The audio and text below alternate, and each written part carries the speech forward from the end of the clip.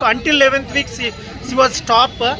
If the 12th week little bit she was came down in second place she was in now. So she plays well, brother. But last few tasks she came down little bit. But she plays well. She is a soldier of Big Boss 9 and Chapochu.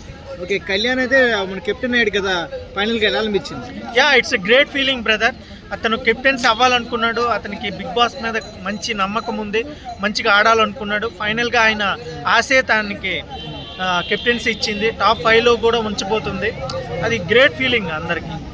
So బయట కానీ లోపల కానీ అందరూ కళ్యాణ్కే support చేస్తున్నారు తనుజ కంటే ఎక్కువ, ఎందుకంటారు?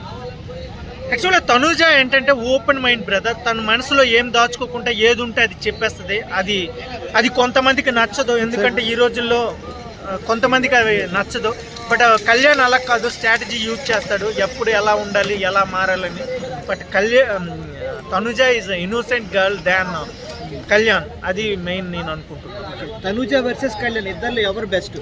Tanuja is always best brother. As a గర్ల్గా 2 వీకులు కూడా ఉండలేను అనుకున్న వాళ్ళ ఫ్యామిలీ థాట్స్ని మార్చి ఇప్పుడు 12 వీక్లోకి వచ్చి టాప్ 5లో ఉండబోతుంది. ఆమె ఒక మనిషి కూడా చాలా లీన్గా ఉన్న, టాస్క్లో కూడా గెలవాలనే తపన, ఒక విన్ అవ్వాలనే ఒక కోరిక ఆమెని నడిపిస్తుంది. ఆమె జెన్యునిటీ ఆమెని టాప్ 1లో ఉంచుతుంది. That's it brother.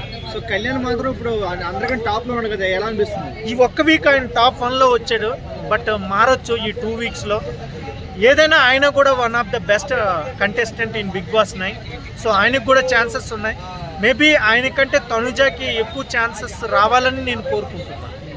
Okay, Emmanuel కూడా తనుజతో గొడవ పడుతున్నాడు కదా, అదే సారీ డెమన్ బాబు గొడవ పడ్డాడు, ఎలా అనిపించింది? ఎస్, అదే ఫూలిష్ థింకింగ్. ఎందుకో ఆయన ఫైట్ చేస్తున్నాడో నాకు తెలీదు.